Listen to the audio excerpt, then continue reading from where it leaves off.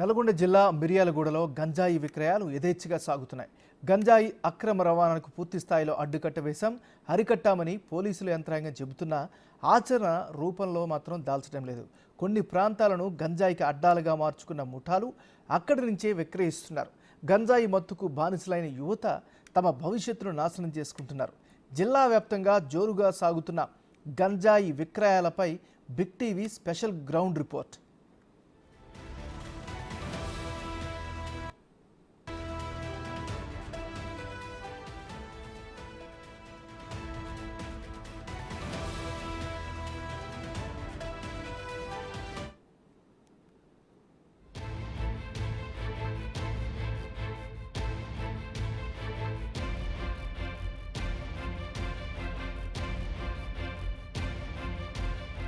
తెలంగాణ రాష్ట్రాన్ని గంజాయి రహిత రాష్ట్రంగా తీర్చిదిద్దాలని చెప్పి రాష్ట్ర ప్రభుత్వ ఆదేశాల మేరకు పోలీస్ శాఖ అనేక రకాల చర్యలు తీసుకుంటున్నప్పటికీ కూడా గంజాయి ముఠా పేటరేగిపోతూనే ఉండడం జరిగింది.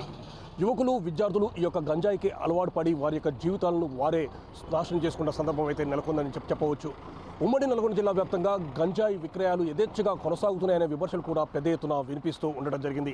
ముఖ్యంగా నల్గొండ జిల్లా మిర్యాలగూడ గంజాయికి అడ్డాగా మారిందని, మిర్యాలగూడలో గంజాయి విక్రయాలు జోరుగా కొనసాగుతున్నాయనే విమర్శలు వస్తున్న నేపథ్యంలో గంజాయి విక్రయాలపై బిగ్ టీవీ స్పెషల్ ఫోకస్ ఇప్పుడు చూద్దాం.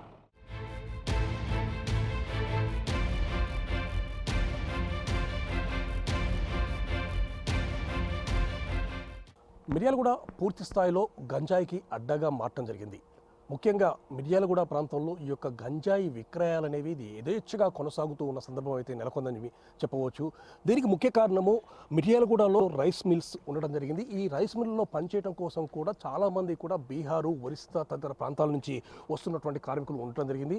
సో వారు కూడా గంజాయికి అలవాటు పడి ఉండటము, అదేవిధంగా వాళ్ళ ఏరియాకి సంబంధించి వచ్చే వాళ్ళు కూడా వారి ప్రాంతాల్లో నుండి అంటే ఛత్తీస్గఢ్, ఒరిస్సా, బీహార్ తదితర ప్రాంతాల నుండి కూడా ఈ యొక్క గంజాయిని తీసుకొస్తున్న సందర్భం అయితే నెలకొందని చెప్పవచ్చు. అదేవిధంగా మన సరిహద్దు రాష్ట్రమైనటువంటి ఆంధ్రాలో వైజాగ్ నుంచి కూడా ఈ యొక్క గంజాయి అనేది యథేచ్ఛగా ఈ యొక్క ప్రాంతంలోకి వస్తుందని చెప్పి కూడా మనకు తెలియవస్తుంది. ఈ బార్డర్ చెక్ పోస్ట్ ముఖ్యంగా దామర్చల్ల వాడపల్లి దగ్గర ఉన్నటువంటి బార్డర్ చెక్ పోస్ట్ మీదుగా కూడా గంజాయి అక్రమ రవాణా అనేది కొనసాగుతూ ఉండడం జరిగింది. దామర్చల్లో మాత్రము గంజాయి అడ్డాగా ఉందని చెప్పి మొదటగా తెలియవచ్చిన సందర్భం అయితే ఉంది.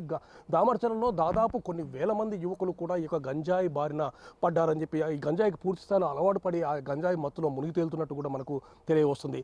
దామర్చల్ల ప్రాంతానికి సంబంధించేసి రైల్వే స్టేషను, అదేవిధంగా దక్కన్ క్రోమైట్ ప్రాంతాల్లో కూడా ఈ యొక్క అడ్డాగా ఏర్పాటు చేసుకోవడం జరిగింది. అదేవిధంగా మిర్యాలగూడకు సంబంధించేసేసి పందిళ్ళ చెరువు, ఐటీఐ కాలేజ్, అదేవిధంగా అగ్రిగోల్డ్ వెంచర్ దగ్గర కూడా ఈ యొక్క అడ్డాలుగా ఉన్నాయని చెప్పి తెలియవస్తుంది. ముఖ్యంగా మిర్యాలగూడ పరిసర ప్రాంతాల్లో ఈ యొక్క అడ్డాలను ఏర్పాటు చేసుకొని ఈ యొక్క గంజాయి విక్రయాలను కొనసాగిస్తున్నారు. చాలామంది యువకులు, అదేవిధంగా విద్యార్థులు ఆ యొక్క ప్రదేశాలకు చేరుకొని అక్కడ లభిస్తున్నటువంటి అక్కడ విక్రయదారులు ఎవరైతే విక్రయిస్తున్నారో ఆ యొక్క గంజాయిని వారు కొనుగోలు చేసి అదే ప్రాంతాల్లో వాళ్ళు సేవిస్తున్న సందర్భం అయితే నెలకొందని చెప్పవచ్చు.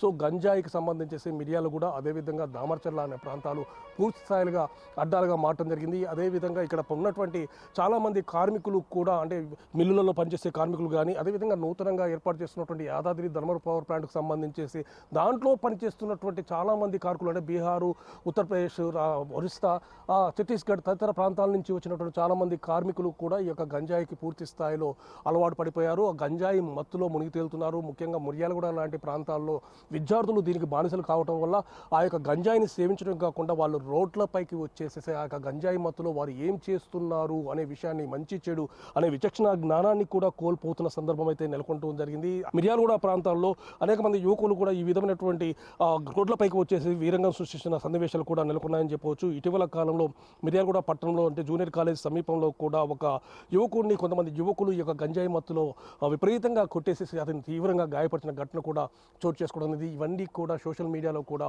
పూర్తి స్థాయిలో వచ్చిన నేపథ్యం అయితే కూడా నెలకొంది. కానీ ఇన్ని జరుగుతున్నప్పటికీ కూడా మిర్యాలగూడ పోలీసులు మాత్రము వాడు చూసి చూడనట్లు వ్యవహరిస్తున్నారని చెప్పేసి విమర్శలు కూడా పెద్ద ఎత్తున కూడా వస్తున్న సందర్భం అయితే నెలకొంది అని చెప్పవచ్చు. ఎందుకంటే గంజాయికి పూర్తి స్థాయిలో గంజాయి అడ్డాగా కూడా మిర్యాలగూడ వచ్చింది అని చెప్పేసి విమర్శలు వస్తున్నప్పటికీ కూడా వాళ్ళు నిమ్మకు నీరెత్తనట్లు కూడా వ్యవహరిస్తున్నారు అని చెప్పేసి కూడా మనకు తెలియవస్తుంది. సో ఈ సందర్భంలో గంజాయికి అలవాటు పడ్డ యువతను సంబంధించేసి మార్పించాల్సిన బాధ్యత, అంటే వాళ్ళు కౌన్సిలింగ్ ఇచ్చేసేసి, అదేవిధంగా గంజాయి బారిన పడినటువంటి యువకులను తీసుకొచ్చేసి వారిని అనేక రకాల చర్యలు చేపట్టాల్సిన పోలీస్ యంత్రాంగం కూడా దానిపై కూడా పూర్తి స్థాయిలో విస్మరించిందని చెప్పవచ్చు. అదేవిధంగా గంజాయిని విక్రయిస్తున్నటువంటి ఎవరైతే గంజాయి ముఠాకు సంబంధించిన వ్యక్తులు ఉన్నారో వారిని పూర్తి స్థాయిలో అదుపులోకి తీసుకోలేకపోతున్నారు అనే విమర్శలు కూడా వస్తున్నాయి. వాళ్ళు అడపదడప చేస్తున్నారు, గంజాయిని పట్టుకుంటున్నాము, అదేవిధంగా గంజాయిని మేము నియంత్రిస్తున్నాం అని చెప్పేసి పోలీసులు చెప్పుకుంటూ పోతున్నారు. కానీ కేవలం వాళ్ళు అడపదడపగా ఎప్పుడో ఒకసారి ఎంతో కొంత మొత్తంలో కూడా వాళ్ళు గంజాయి అమ్ముతున్నటువంటి వ్యక్తులను అదుపులోకి తీసుకుంటున్నారు తప్ప పూర్తి స్థాయిలో మాత్రం వాళ్ళు ఈ విషయంలో మాత్రము